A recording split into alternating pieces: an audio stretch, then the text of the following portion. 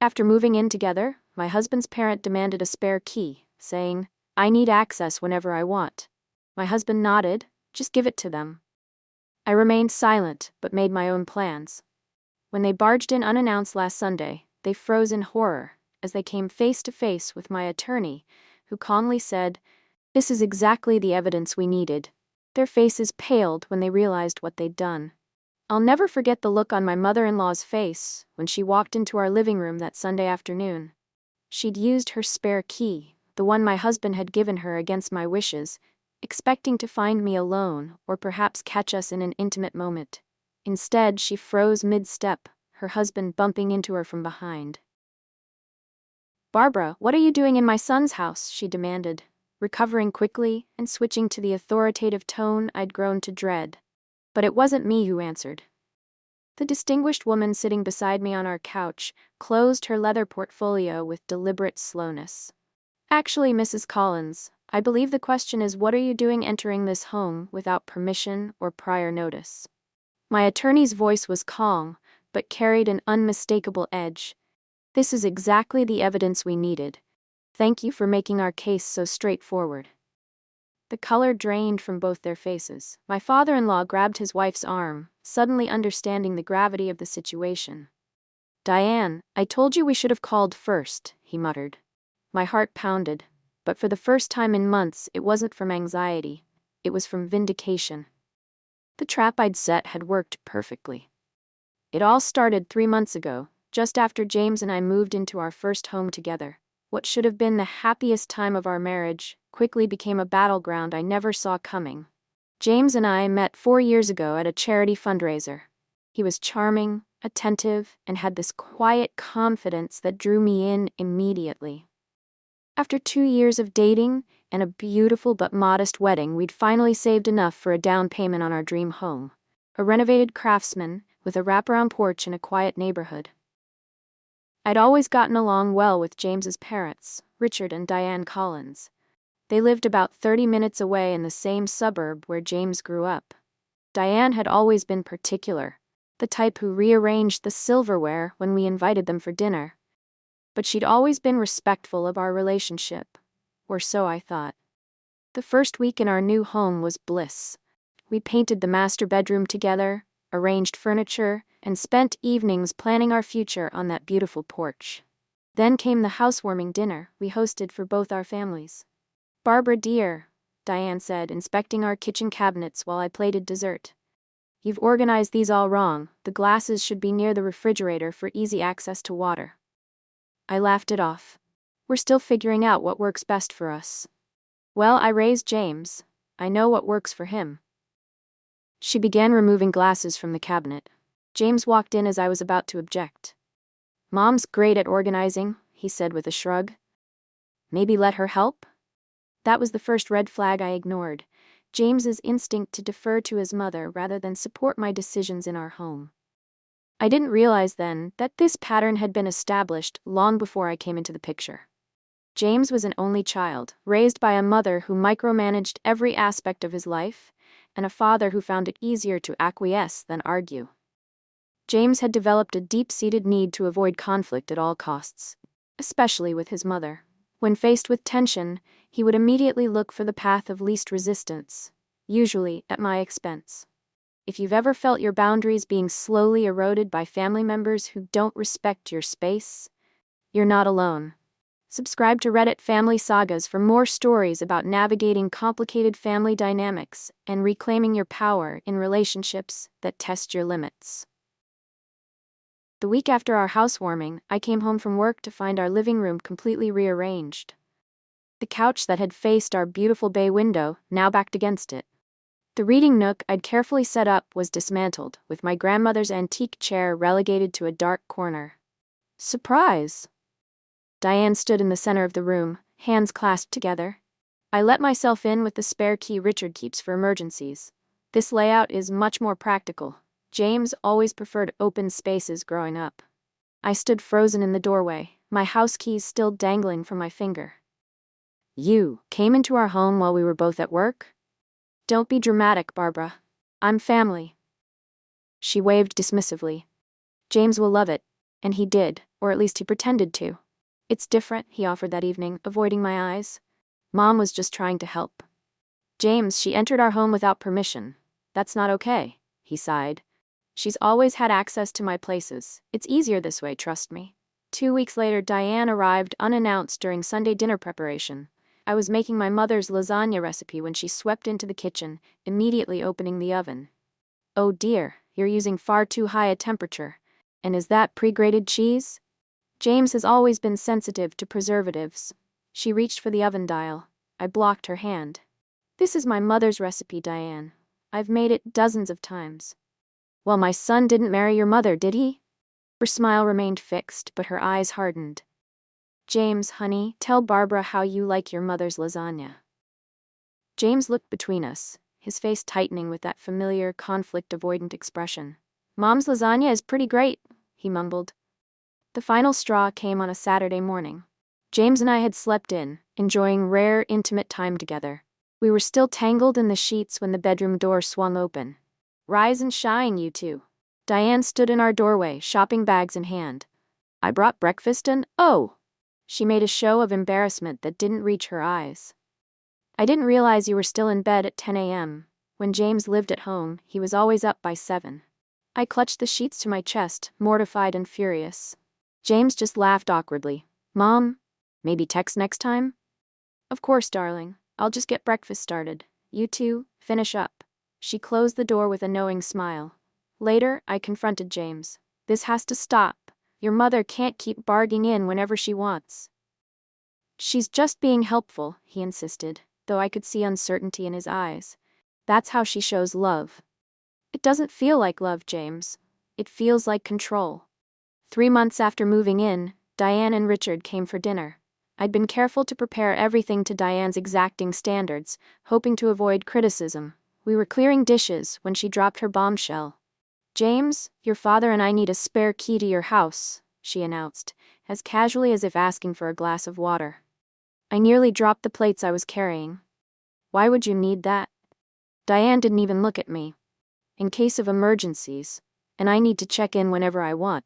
You're still new to home ownership, Barbara. There are things you might miss. Her tone was reasonable, but her posture, shoulders back, chin lifted, radiated authority. She wasn't asking, she was informing. Mom's right, Richard added, his first contribution to the conversation. What if something happened, and we couldn't reach you? I turned to James, certain he would back me up after our previous discussions. Instead, he nodded immediately. That makes sense. I'll get you a copy tomorrow. James, I said quietly, can we discuss this privately first? Diane's smile tightened. What's there to discuss? We're family. Families have access to each other's homes. Not all families, I countered. James touched my arm, his fingers pressing too hard. It's fine, just give it to them. I remained silent, my chest tight with betrayal. In that moment, I realized I wasn't just fighting Diane's intrusions. I was fighting a lifetime of conditioning that had taught my husband that his mother's demands trumped everything, including his marriage. I smiled thinly and excused myself to the kitchen, where I gripped the counter until my knuckles turned white. This wasn't just about a key. This was about respect, boundaries, and whether my marriage could survive with 3 people in it. Something had to change, and clearly, I would have to be the one to make it happen. Have you ever had a moment when you realized someone would keep taking until you had nothing left to give? Drop a comment below about how you handled family members who couldn't respect your boundaries. That night, after James fell asleep, I sat in our living room with a legal pad, documenting every boundary violation since we'd moved in. The list stretched to 2 pages. Seeing it all written down triggered memories of other red flags I'd dismissed during our dating years. Diane calling James multiple times during our dates until he answered. James canceling our weekend plans when his mother needed help with simple household tasks. The time Diane had accidentally spilled wine on my dress at our engagement dinner, then insisted I wear something she'd brought, just in case. I'd attributed these incidents to an overly attached mother struggling to let go. Now I recognize them as deliberate tests, each one pushing to see how much control she could maintain over her son, and by extension, over me. I opened my laptop and began researching controlling in-laws and enmeshment in families. The articles described my situation with unsettling accuracy. One phrase kept appearing: "You don't have an in-law problem, you have a spouse problem." James wasn't just conflict avoidant, he was enabling his mother's behavior at the expense of our marriage. And I had been enabling him by silently accepting it. At 3 a.m., I made two decisions. First, I would not give in to the key demand without establishing clear boundaries. Second, I needed professional advice, not just marital counseling, but legal counsel about my rights as a homeowner. The next morning, I called my college roommate, Melissa, now a family law attorney. "They can't just enter your home whenever they want," she confirmed after hearing my story. "That's trespassing, regardless of whether they have a key, and if your name is on the deed, you have every right to refuse." "James already agreed to give them a key," I said. "Without consulting you? That's a problem." Melissa's voice softened. "Look, this isn't just about legal rights. This is about respect. If James won't stand up for your shared boundaries, you need to decide what that means for your marriage." Her words crystallized something I'd been avoiding. This pattern wouldn't change unless I forced the issue. I needed evidence that even James couldn't dismiss, and a plan that would make my boundaries unmistakably clear. "Can you recommend a good attorney?" I asked. "Someone who specializes in property rights?" "I know just the person," Melissa replied. "And Barbara? Stay strong. You deserve better than this." For the first time in months, I felt a sense of clarity and purpose. I wasn't just fighting for a key. I was fighting for my marriage and my self-respect. The day after my late-night research session, I met my best friend Zoe for coffee.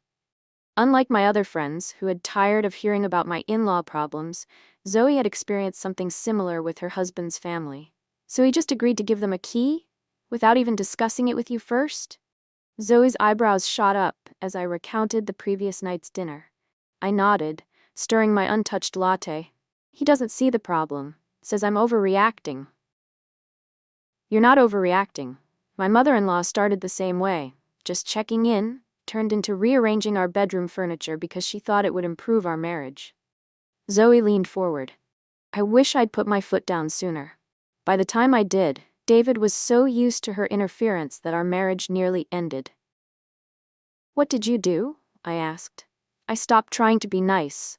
I documented everything, installed security cameras, and made it clear there would be consequences." She squeezed my hand. "Barbara, this isn't just about a key. This is about whether your marriage is between two people or three." Her validation loosened something in my chest.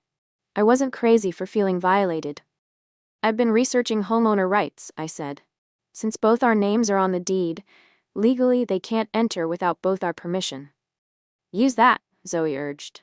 "And remember, you're not fighting against James, you're fighting for your marriage." That distinction shifted something fundamental in my approach. This wasn't about winning against Diane, it was about saving what mattered most to me. That evening, I approached James calmly while he worked on his laptop. "We need to talk about your parents having a key to our home," I began, sitting beside him. He sighed without looking up. "I thought we settled this." "No, you settled it. We never discussed it." I kept my voice level. "I'm not comfortable with them having unrestricted access to our home." James finally closed his laptop. "They're my parents, Barbara. They're not going to steal anything. This isn't about theft. It's about privacy and respect. Your mother has already shown she'll enter without permission." "She's just being helpful," he insisted, though his eyes flickered with uncertainty. "Helpful would be calling first. Helpful would be respecting our space." I took a deep breath. "If you give them that key, you're telling me that their comfort matters more than mine." His expression hardened. "You're being dramatic. This is how families work." "Not healthy ones," I countered. "Would you expect this kind of access to my parents' home? That's different." "How? It just is." He stood up. "Look, I already told them they could have a key. I'm not going back on my word because you suddenly have issues with my mother." The dismissal stung. "These aren't sudden issues, James. I've been trying to talk to you about this for months. You're imagining problems. Mom has always been this way. It's never bothered me."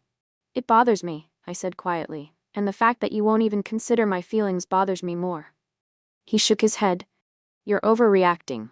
They'll have the key. They'll rarely use it, and this whole thing will blow over. As he walked away, I realized reasoning with him was futile. He couldn't see the pattern because he'd been conditioned his entire life to accept it as normal. That night, I started a detailed log of every boundary violation, complete with dates, times, and James's responses. If I couldn't make him see with words, perhaps evidence would open his eyes. 3 days later, I met with Catherine Winters, the attorney Melissa had recommended. Her office was warm but professional, with degrees and family photos displayed prominently. So your in-laws demand access to your home, and your husband has agreed without consulting you, she summarized after I explained the situation. Yes, and they've already demonstrated they'll enter without permission. Catherine nodded. As a co-owner of the property, you have equal say in who enters your home. Your husband can't legally override your wishes in this matter. What can I do? I asked. He's already promised them a key. First, document everything: dates, times, specific incidents. Install security cameras, but make sure they're visible and your husband knows about them. She leaned forward. This isn't about catching them in secret. It's about creating a clear record that they've been informed their entry isn't welcome. And if they enter anyway, that's trespassing, regardless of whether they have a key. She handed me a business card. If you want to make a statement, I can be present when they inevitably use that key. Nothing communicates seriousness like finding an attorney waiting for them. The plan crystallized in my mind. I wouldn't prevent James from giving them the key. I'd let them demonstrate exactly why they shouldn't have it. That weekend, I installed doorbell cameras and a security system, explaining to James they were for general safety. He seemed relieved I'd apparently dropped the key issue. When his parents visited the following week, I noticed Diane watching me with smug satisfaction. The key had been given. Now I just had to wait. I didn't wait long. Through the security app, I tracked 3 unauthorized entries while we were at work. Diane rearranging kitchen cabinets, inspecting our bedroom, even going through mail on our counter. Each incident went into my log. Each strengthened my resolve. When Sunday approached, the day Diane typically visited unannounced, I called Catherine. I think today's the day. Can you be here at 2 p.m.? Catherine arrived at 1:30, dressed impeccably in a charcoal suit. We sat in the living room reviewing my documentation when the distinctive sound of a key in the lock echoed through the entryway. The door swung open, and Diane stepped in, Richard trailing behind her. She froze mid-step when she saw us, her practiced smile faltering. "Barbara, what are you doing in my son's house?" she demanded, recovering quickly and switching to the authoritative tone I'd grown to dread. Catherine closed her portfolio with deliberate slowness. "Actually, Mrs. Collins, I believe the question is, what are you doing entering this home without permission or prior notice?" Diane's eyes darted between us. "We have a key. James gave it to us." "A key is not blanket permission to enter someone's home unannounced," Catherine replied evenly. "Especially when one of the homeowners has explicitly stated they don't consent to your entry." Richard tugged at his wife's arm. "Diane, I told you we should have called first." "This is ridiculous," Diane snapped, color rising in her cheeks. "James wants us to have access. Tell your friend that this is a family matter." "Miss Winters is my attorney," I said, my voice steadier than I expected. "And this stopped being just a family matter when you repeatedly violated our privacy." "Attorney?" Richard paled. "Diane, what have you done?" "Nothing." Diane's voice rose. "This is Barbara trying to drive a wedge between James and his family. She's always been jealous of our relationship." The front door opened again, and James walked in, stopping short at the tableau before him. "Mom? Dad? What's going on?" His eyes landed on Catherine. "Who's this?" "Your wife's attorney," Diane said before I could speak. "She's threatening us for using the key you gave us, after everything we've done for you both." James looked bewildered. "Barbara, what is this?" "This is me establishing boundaries that should have been respected months ago," I said calmly. "Your parents have entered our home without permission at least 5 times in the last 2 weeks. I have it all documented." "You've been spying on my mother?" James's face flushed. "No, I've been protecting our home," I corrected. "The home we're supposed to share as equal partners." Catherine intervened smoothly. Mr. Collins, your wife has made numerous attempts to address this issue directly with you. When those attempts failed, she sought legal counsel, which is her right." "This is insane," James muttered. "Is it?" I pulled out my phone and showed him the security footage. His mother going through our mail, opening our bedroom drawers, even reading my journal. His expression shifted from anger to shock. "Mom, you did this?" "I was just checking on things," Diane insisted, but her voice had lost its certainty. After Catherine left and his parents departed, Diane fuming, Richard apologetic, James and I sat in silence at our kitchen table. "I had no idea she was doing all that," he finally said, staring at his hands. "I tried to tell you." "I thought you were exaggerating." He looked up, his eyes troubled. "Why would she go through your things?" "Control," I said simply. "She's always had it, and she's afraid of losing it." James was quiet for a long moment. "When I was 8, my dad got a job offer in another state. Better pay, better opportunities. Mom refused to move. She said it would destroy the family. Dad gave in, like he always does. I waited, sensing he needed to continue. When I wanted to go to college out of state, she had panic attacks until I agreed to stay local." His voice grew softer. "The night before our wedding, she told me I was making a mistake, that no woman would ever understand me like she did." "Why didn't you tell me this before?" "Because it's easier to give in than to fight her." His shoulders slumped. "My whole life, keeping Mom happy was the only way to keep peace. Dad taught me that." I reached for his hand. "But at what cost, James? Our marriage? Our happiness?" "I never saw it as a choice between you and her." His voice cracked. "I thought I could make you both happy." "Not when her happiness depends on controlling you, and by extension, me." I squeezed his hand. "I'm not asking you to cut her off. I'm asking you to stand with me in creating healthy boundaries." He nodded slowly. "I'm sorry I didn't listen. I'm sorry I gave them that key without talking to you first." It wasn't a complete breakthrough, but it was a start, the first crack in a lifetime of conditioning. The next morning, I called a locksmith while James contacted his parents. "We're changing the locks today," he told them, his voice firm despite the slight tremor in his hand. What happened yesterday crossed a line. Diane's protests echoed loudly enough that I could hear them across the room. James winced, but held firm. "No, Mom, Barbara is my wife, and this is our home. You should have respected our privacy."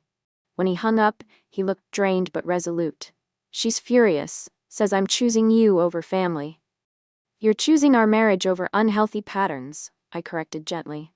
"There's a difference." The locksmith arrived an hour later. By afternoon, we had new keys and a formal letter from Catherine outlining clear boundaries. No visits without 24-hour notice and explicit confirmation from both of us. No rearranging, cleaning, or improving our home without permission. No criticism of our lifestyle choices or household management. Violation of these boundaries would result in increasingly limited contact. James insisted on delivering the letter himself. He returned looking exhausted, but somehow lighter. "Dad actually apologized," he said, sounding surprised. "Said he should have stepped in years ago. Mom just cried and said I was breaking her heart." "That's manipulation," I pointed out. "I know, for the first time I really see it." He sat beside me on the couch. "This isn't going to be easy, is it?" "No," I admitted, "but we're in this together now." The weeks that followed were tense. Diane called James daily, alternating between tearful pleas and cold anger. Richard called once to apologize again and assure us he was working on Diane. We started couples therapy with Dr. Levine, who specialized in family enmeshment issues. In our third session, James had a breakthrough. "I've spent my whole life being responsible for my mother's emotions," he realized aloud. "Every decision I made was filtered through how will this affect Mom, and now." Dr. Levine prompted, "Now I'm learning to ask, how will this affect my marriage instead?" He reached for my hand. "It's harder than I expected." At home, small victories accumulated. James declined a Sunday dinner for the first time ever, choosing instead to keep our plans for a movie night. When Diane called during our date night, he let it go to voicemail. The real test came when Diane showed up unannounced one evening, claiming she'd been in the neighborhood. "We've talked about this, Mom," James said, not inviting her in. "We need advance notice." "I'm your mother. I shouldn't need an appointment to see my son." "This isn't about appointments. It's about respect. His voice remained calm but firm. We can have dinner next week, if you call first. She left in tears, and James spent the evening questioning himself. But he didn't give in, progress I wouldn't have thought possible a month earlier. If you've ever had to stand your ground against family pressure, you know it takes courage and persistence. Like this video if you've experienced the challenge of setting boundaries with loved ones who resist change. 6 months after the confrontation, our home finally felt like ours alone. The new boundaries had transformed our marriage in ways I hadn't anticipated. James now spoke to his parents twice a week, on a schedule he controlled. Sunday dinners happened once a month at a restaurant, neutral territory that prevented Diane from controlling the environment. The most surprising change came from Richard. With James modeling boundary setting, Richard had begun standing up to Diane as well. He'd joined a golf club, made new friends, and even taken a weekend trip without her, something unheard of in their 40 years of marriage. Diane's adjustment was slower and more reluctant. She still tested boundaries occasionally, forgetting our rules or manufacturing emergencies, but James had learned to recognize these tactics. "Mom, we talked about this," he'd say calmly. "We'll see you Sunday as planned." In therapy, James continued to unpack his childhood. "I was her emotional husband from the time I was 10, he explained during one session. Dad was physically present but emotionally checked out. Mom turned to me instead." Understanding the roots of the enmeshment helped us both respond with compassion rather than anger. We weren't just rejecting Diane, we were rewriting a family pattern decades in the making. The most profound change was in our marriage. Without the constant intrusions and James's divided loyalties, we rediscovered the connection that had brought us together. We made decisions as partners. We planned our future without considering how his mother would react. Last week, Diane called to tell us she'd started therapy herself. "I don't want to lose my son," she admitted grudgingly. "The therapist says I need to work on my attachment issues." It wasn't a complete transformation, but it was progress none of us had thought possible. As for James and me, we're expecting our first child in the spring.